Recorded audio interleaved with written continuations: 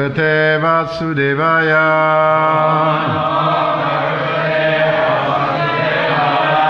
Om Namo Bhagavate Vasudevaya.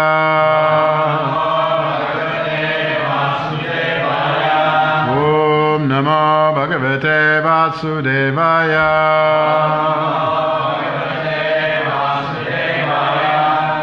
This morning we're going to read from the Srimad Bhagavatam, 10th canto, chapter 2, text 16. Bhagavan api Vishvatma Bhaktanam Abhayankara Avivesham Sabhagane Avivemsam Sabhagena Mana Anakadundube Bhagavana api Vishvatma Bhaktanam Abhayankara Avivesham Sabhagena Mana Anakadundube Bhagavan, the Supreme Personality of Godhead, Api, also, Vishvatma, the Super Soul of all living entities, Bhaktanam, of his devotees, Abhayamkara, always killing the causes of fear,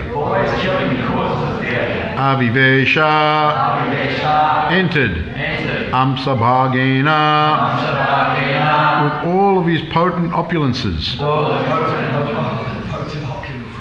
Mana, in the mind. Anakadundube, of Vasudeva. Translation.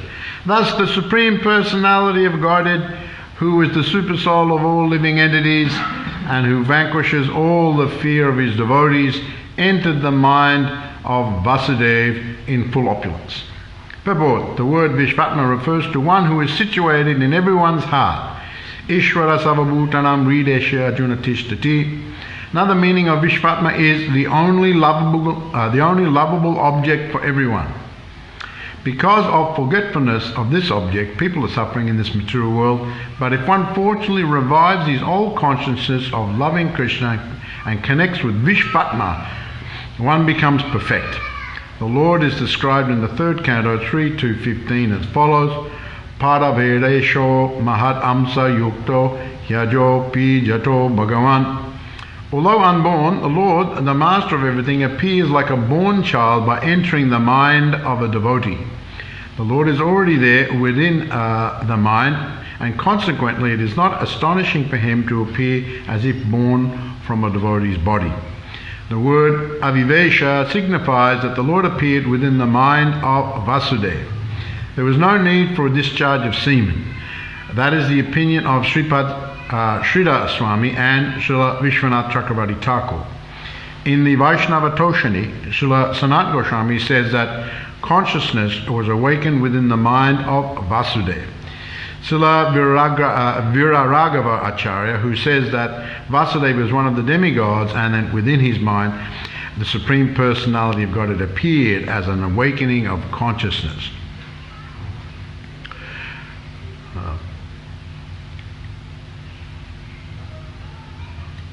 I'll just read a little bit on. While carrying the form of the Supreme Personality of God within the core of his heart, Vasudeva bore the Lord's transcendently illuminating effulgence, and thus he became as bright as the sun. He was therefore very difficult to see or approach through sensory perception. Indeed, he was unapproachable and unperceivable even for such formidable men as Kamsa, and not only for Kamsa but for all living entities. Thereafter, accompanied by plenary expansions, the fully opulent Supreme Personality of Godhead, who is all auspicious for the entire universe, was transferred from the mind of Vasudeva to the mind of Devaki. Devaki, having thus been initiated by Vasudeva, became beautiful by carrying Lord Krishna, the original consciousness for everyone, the cause of all causes, within the core of her heart, just as the east becomes beautiful by carrying the rising moon. So, today of course we're celebrating the auspicious anniversary of the appearance of the Supreme Personality of Godhead, Lord Sri Krishna, Krishna Janmastami ki Jai. A very, very auspicious day, and actually mentioned that at the time of Krishna's appearance, that and this is the description given in Krishna book and also in Srimad Bhagavatam, and Prabhupada writes that all the directions, east, west, south, north, everywhere, there was an atmosphere of peace and prosperity. There were auspicious stars in the sky, the villages and towns and pasturing grounds, and in the minds of everyone there were signs of good fortune. The rivers were flowing full of waters, lakes were beautifully decorated with lotus flowers, the forests were full with beautiful birds and peacocks. All the birds within the forest began to sing with sweet voices, and the peacocks began to dance along with their consorts. The wind blew very pleasantly, carrying the aroma of different flowers, and the sensation of bodily touch was very pleasing. At home, the brahmanas who were accustomed to offering sacrifice in the fire found their homes very pleasant for offerings. Due to disturbances created by the demoniac kings, the sacrificial fire had been almost stopped in the houses of the brahmanas, but now they could find the opportunity to start the fire peacefully. Being forbidden to offer sacrifices to brahmanas had been very much distressed, but just on the point of Krishna's appearance, automatically their minds became full of joy because they could hear transcendental vibrations in the sky, proclaiming the appearance of the Supreme Personality of Godhead. Even the denizens of heaven, the demigods, the Gandharvas, the Kinnaras began to sing, and so on. So there's many nice descriptions in Srimad Bhagavatam of the atmosphere at the time of Krishna's appearance. Everything became very nice, as was just mentioned there, so it was just a very wonderful experience. Not everyone knew exactly what was happening, but they could sense that something extraordinary. It was an extraordinary situation. Here it is mentioned that first of all the Lord appeared in the mind and heart of Vasudeva. And we have to remember, last week we were talking about Lord Balaram's appearance, that previously when Devaki was being married to Vasudeva, they were riding in the chariot which was being driven by Kamsa, and then all of a sudden there was a voice from the sky said, "You are driving the chariot of your sister on the occasion of a wedding, but you do not know that the 8th child will be born to kill you." So Kamsa, being very demoniac, immediately took up his sword to kill his own sister, but he was pacified by Vasudeva and desisted. So one after the other, the one child after the other was born, and Vasudeva actually presented the children. One of his statements to Kamsa was that, "Don't worry, it's the 8th child. I'll present every child to you to take the necessary action." And so he did that. He kept his word, and Kamsa knew that Vasudeva was a man of his word. So he trusted. He desisted from killing his own sister. Later on, of course, when you read here that when Krishna appeared, Kamsa could tell that she was so effulgent, just as we read here, that Vasudeva was just so effulgent. Krishna had appeared within his heart and mind. It was difficult to see him even. He was that effulgent. So she was so effulgent, and Kamsa knew that, now the Supreme Personality of Godhead is within my sister, and he actually contemplated again killing his sister. At that time, he contemplated, and in the chariot he was about to kill her, and then he contemplated again killing his sister. But then thought better of it because he knew that she was his sister, she was pregnant, she was a woman, there's a Shastras. So Kamsa was demoniac, but he knew the Vedic injunctions. He feared a little bit his reputation, so he decided not to kill his sister at that, when she appeared very effulgent, and just wait for the actual appearance of the child. But it is mentioned here that when Krishna came, he appeared in the mind and heart of Vasudeva. Then he was transferred to the mind and heart of Devaki. And Krishna appeared here, Ramadi Murtishu Kalaniyamena Tishtam, that all the incarnations appeared along with Krishna. Within Krishna, he is the original personality of Godhead. Within Krishna, there is Rama, there is Nrsimha, there is Varaha, and all the expansions, all the incarnations are contained within Krishna. So he was the Adi Purush, the original personality of Godhead descended. Now, when because of Devaki's effulgence, she was glowing, and so the demigods knew, and they came there offering prayers, and so many came offering prayers, and then finally the Supreme Personality of Godhead appeared. Both Vasudeva and Devaki began to offer very wonderful prayers. You can read the prayers, of course, here in Srimad Bhagavatam. The prayers of Vasudeva to the Supreme Personality of God, and the prayers of Devaki also to the Supreme Personality of God. You can see how learned both Vasudeva and Devaki were, that they could offer such nice prayers full of Shastric quotes and all sorts of things, and the position of the Supreme Personality of Godhead. Then, of course, the Lord, he appeared as a four-handed Vishnu, and it's mentioned that he appeared in that way first, just to show, just in case, if he appeared like an ordinary child, they would,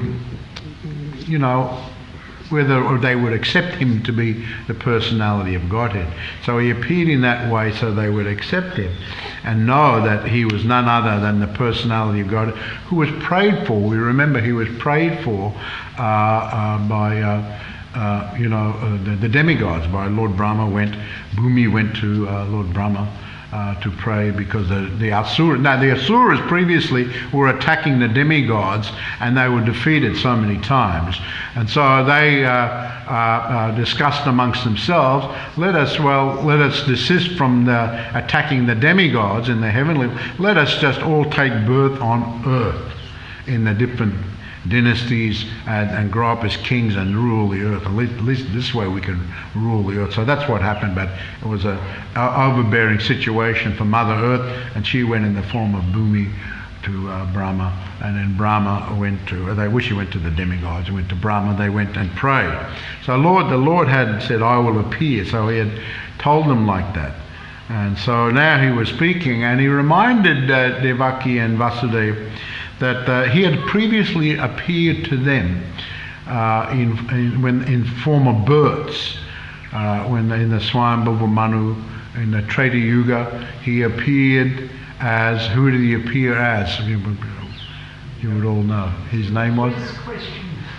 Huh? What? I'll go to the quiz question. I hope you wouldn't mention it. Okay. Formerly Vasudeva and Devaki, they were named, he was one of the Prajapatis, and he was named Sutapa, and she was named Prishni.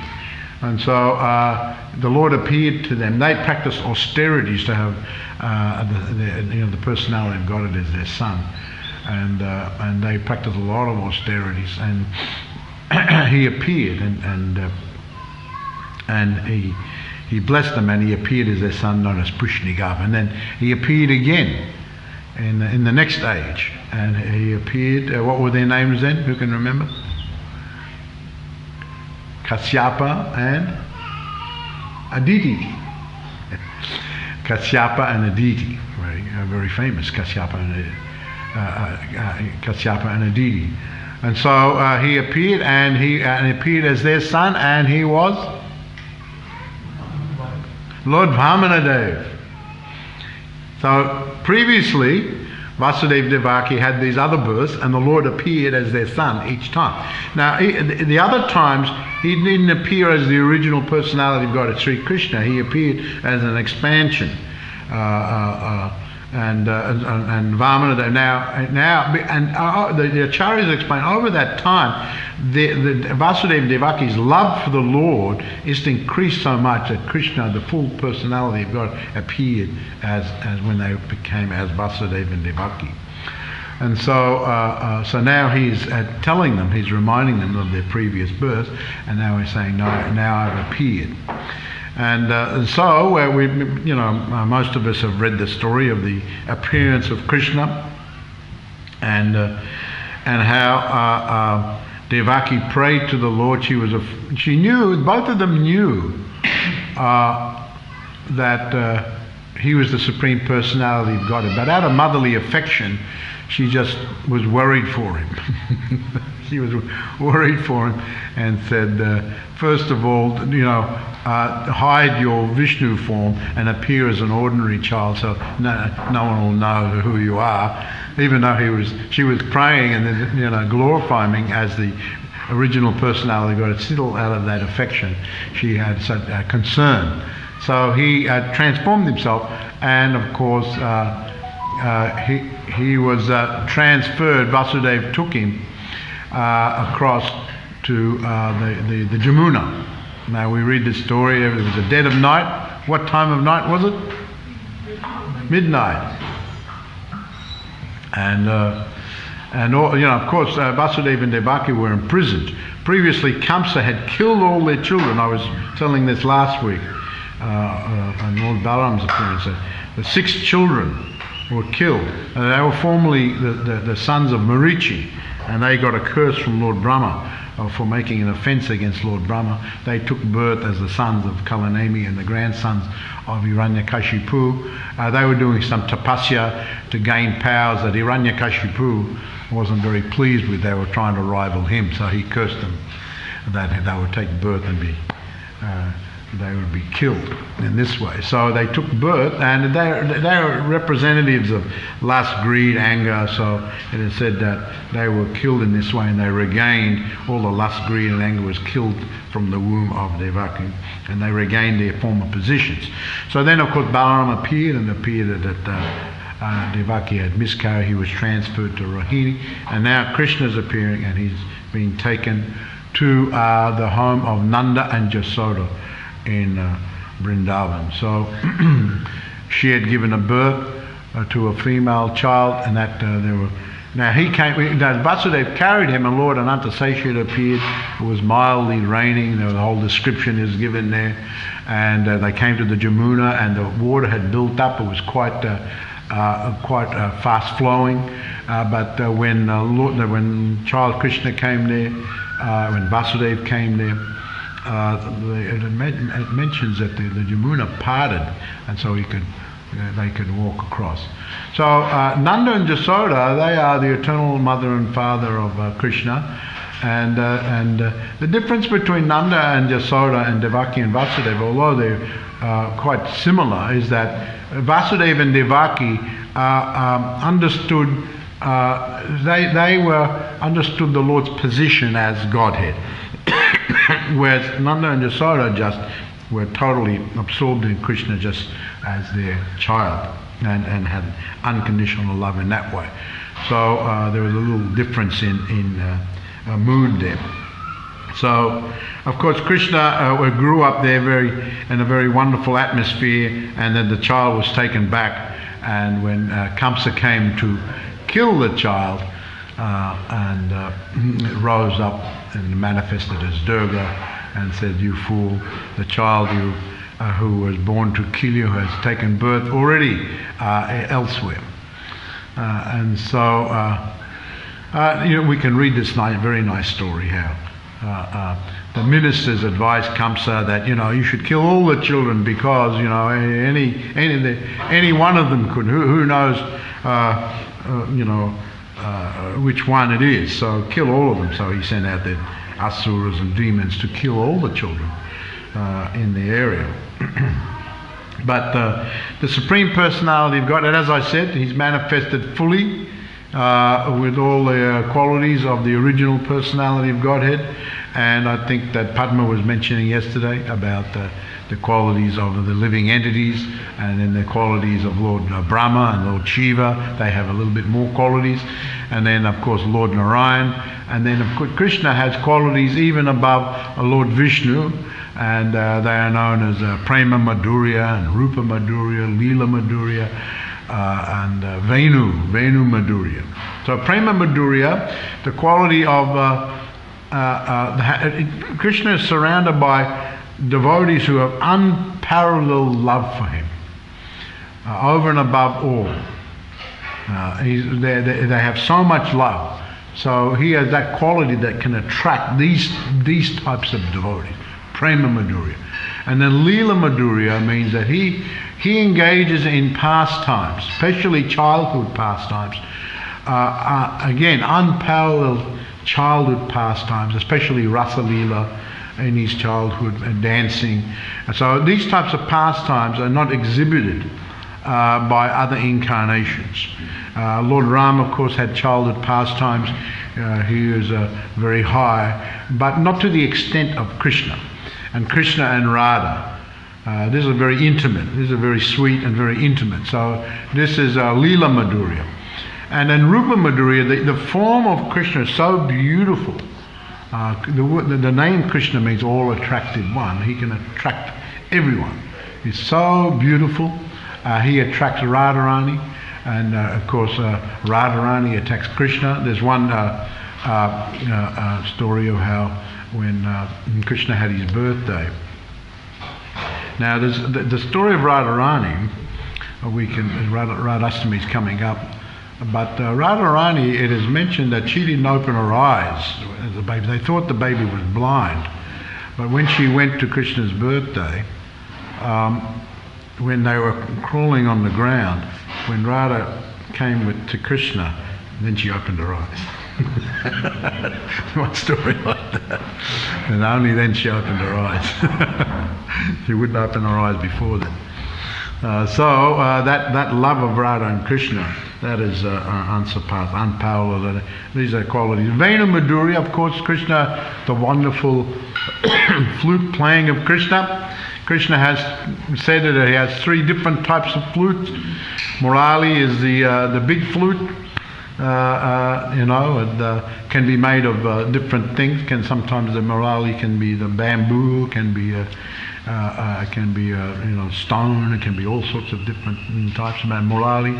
Then there's the Murali is described as being like 18 inches long, and then Vamsi is like a little bit smaller, 15 inches long, and then you have the Venu is the little one, the piccolo flute. So that's the little one. He plays real high notes on that one. So the Venu, and actually I've mentioned before the miraculous effects of Krishna's playing different tunes on his flute, and this is described by the acharyas that when he plays the first melody, that Brahma and Shiva is meditating. He can't meditate any longer. That melody is there. It just goes through the universe. Brahma just can't, he becomes mesmerized by hearing that first melody. And in the second melody, the river Jamuna stops flowing and shivers and then starts flowing backwards. And the third melody, the moon is moving in the sky and then stops and shivers. It just stops, that third melody. And the fourth melody, you said all the cows and the peacocks. It said that fourth melody also can melt stones. Melts by Krishna playing on that fourth melody. And all the cows, all the birds, and they all come running to Krishna when he plays the fourth melody. In the fifth melody, the gopis come running to Krishna. The sixth melody brings in a beautiful autumn season. The seventh melody, Krishna makes all the seasons play off with each other. A little bit of spring, a little bit of autumn, a little bit of this, a little bit, and he makes it all play very, very wonderfully with that melody. And the eighth melody is reserved for one personality. Who is that? I wonder who that is. That's for Srimati Radharani. So that 8th melody is especially for Srimati Radharani. So Venu Madhurya and Prema Madhurya, Leela Madhurya, Rupa Madhurya, these are qualities that only Krishna has. And so when Krishna came as the son of Vasudeva Devaki and was transferred to Nanda and Jasoda, that was the original personality of Godhead. And he appeared just 5,000 years ago. But very, very auspicious. As I read that how it was so nice at the time. So, of course, there are many wonderful stories and leelas that we can tell during the day today. I don't know exactly what the schedule is, but there's dramas and there's kirtan and abhisheka and more readings and so on and so forth. But there's some very nice, and then of course when Krishna grew up in the house of Nanda and Jasoda, he would go up with these cowherd friends and they tend the calves. Later on they would tend to the cows, and he would go and meet the gopis. He would go and meet Srimati Radharani. Sometimes he would sneak over to Radharani's house. He would find out when Abhimanyu was away, and then he would transform himself as Abhimanyu. He would make himself the spitting image of Abhimanyu, and then he would walk in. So there's one story that recounts this, so that then Krishna was with Radharani inside the house, and then he saw Abhimanyu coming back. And so, of course, Abhimanyu was none other than an expansion of Krishna. But he's a shadow expansion. There's a whole explanation of Abhimanyu. He's an expansion of Krishna. And so, anyway, he saw Abhimanyu coming back. And so he thought, well, what to do here? There's going to be trouble. And he ran out to Jatila, who's the mother-in-law. He's Abhimanyu's mother. And he said, that sneaky Krishna. Look at him look at his, somehow or other by his mystic tricks, he's transformed himself to look like me. Right? Look at him coming over here. What a cheater, trickster. And so Jatila, of course, this has been going on for some time, this Radha and Krishna. But then she took up a broom. She took up a broom and ran over to Abhimanyu, who she thought was Krishna, disguised as Abhimanyu, and she started beating him with the broom. You rascal Krishna, trying to masquerade as my son. No, I am your son, I am your son. Oh yeah, sure. She just kept beating like that. But Krishna took the opportunity to disappear, and then they kind of worked things out, Well, they never worked them out. They just thought that it was all some mystical thing. That's another wonderful story. There's many wonderful stories. One of my favourite stories, the Rajgat. The Rajgat. One time, Radharani and the gopis, they'd made a whole lot of milk sweets, so they wanted to go across the other side of the Jamuna to sell them at the market. And so they went to the river, but there was only one boat and one boatman. Usually there's a whole lot of boats and boatmen, but this particular occasion, there was only one boat and boatman. Of course, Krishna has disguised himself as a boatman, unrecognizable. So he was there. So then they said, we want to go across the other side. Oh, I don't know if I can take you. I'll have to ask my boat. What do you mean you have to ask your boat? Well, I have to ask my boat. So then he talked around and started talking to the boat. Then he turned around and said, yes, my boat said it's okay, but only if I bathe the feet of one of you gopis. And so they all, which gopi? He said, that one. So it was Srimati Radharani. And so Srimati Radharani says, no way you're bathing my feet. He says, no way I'm allowing this. I said, well, all right then. The boat says we can't take you then. It's either this or nothing. You have to stay here. You won't be able to sell the sweets at the market. I said, all right. So then Krishna sat her down and then he bathed her feet, and then he took the water, sprinkled on his head, sprinkled on the boat, sprinkled on the goat, sprinkled on everyone. He said, all right, you can come in now. So they went inside, and he started to row across. They were going, and halfway across, then he started to roll around. Oh, I'm hungry. You'll have to feed me. I'm too weak to keep going. Too weak to keep going. Give me some of your sweets and I'll get a bit of strength. No, we can't give you these sweets. We're taking them to the market to sell them. Well, what can I do? All right, have some sweets. So they gave him some sweets. So then he took some sweets. He said, oh, really, very nice. He started to roll around. But then when he was rolling around, his garment came a little loose, and then one of the gopis saw, there's a flute. That's Krishna's flute.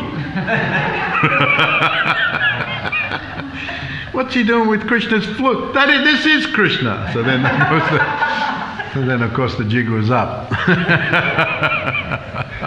They started dancing around in the boat, and he took them restaurants. That's called Rajgat. That happened at a place. You can go there. It's Rajgat.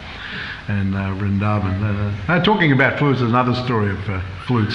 I know we haven't got that much more time, but flutes. So one time, Krishna had snuck over to be with Radharani again. And this time, he was in her room, and this time, because Abhimanyu was away. Krishna always went there when Abhimanyu was away. He snuck in her room. And so, this time, Kutila, his sister, was walking past. She heard voices. She heard Radharani's voice.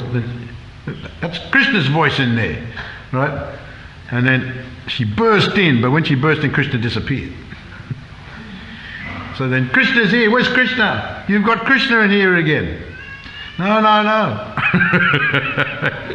And then she saw Krishna's flute on the bed. So just see, this is Krishna's flute on the bed. So she dragged Radharani out and took her to Jatila, mother-in-law. Said, look, I've caught her red-handed. Krishna was in there.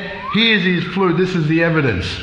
So everyone gathered round, and Jatila was admonishing Radharani, and Kutila was admonishing Radharani, and everyone's gathering around. What's going on? What's all this big commotion here? And so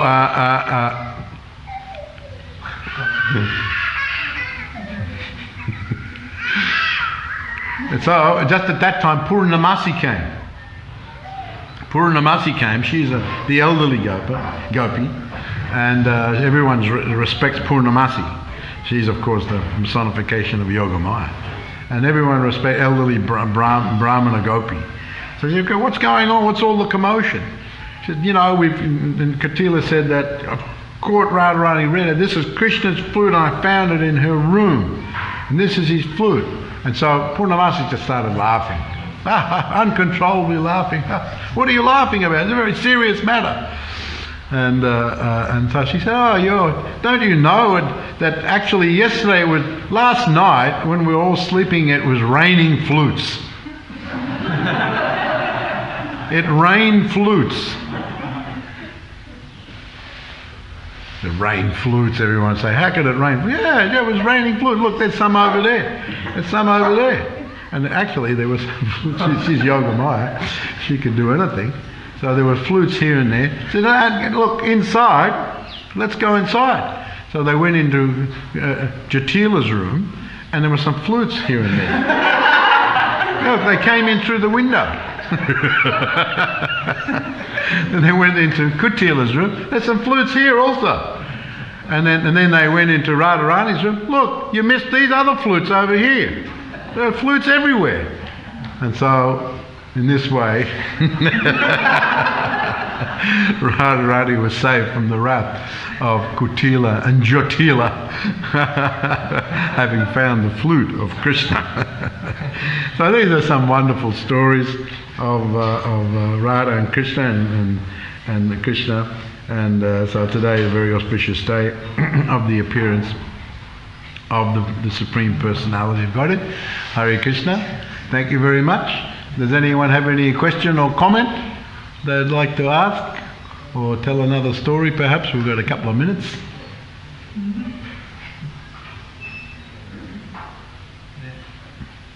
Yes.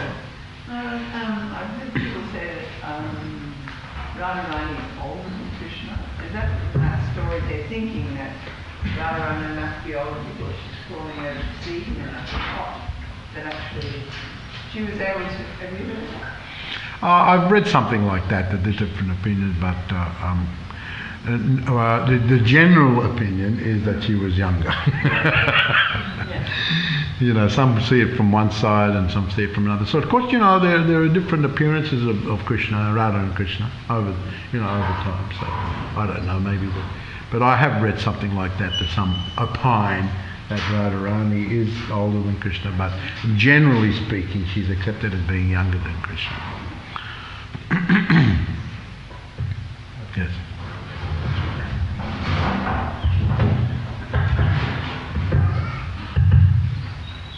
Thank you for such a nice class, Mark. Oh, don't go ahead. Yeah, no. I just had one comment, just the same pastime you're telling in Yavat, when Abhimanyu was coming home and Krishna was disguised as Abhimanyu inside. Indradumna Maharaj was telling that story the other day in one of his recent lectures. Oh, he was telling that story. And, how dare he? Yeah, he should have known I was going to tell it today. And he added one funny detail that when Abhimanyu was coming back and Krishna's telling Chatila, he got Kutila there as well, and he said, yeah, you know, Abhimanyu's coming back as, you know, Krishna, you know. He said, you should go to the Goshala and get all the fresh cow patties. So they collected, Chatila and Kutila collected all the fresh, wet cow patties, and they started climbing to the top of the palace and tormenting Abhimanyu with all of the patties. Just another funny. Yeah, very good. He really got a pounding. Not only with the broom, but with the cow dung. Were they dry or fresh? Any other questions or comments? Yes. Just wondering, you're saying this description that there's this effulgence that Vasudeva and Devaki are emanating this effulgence. I was wondering, there's a few other times it reminded me later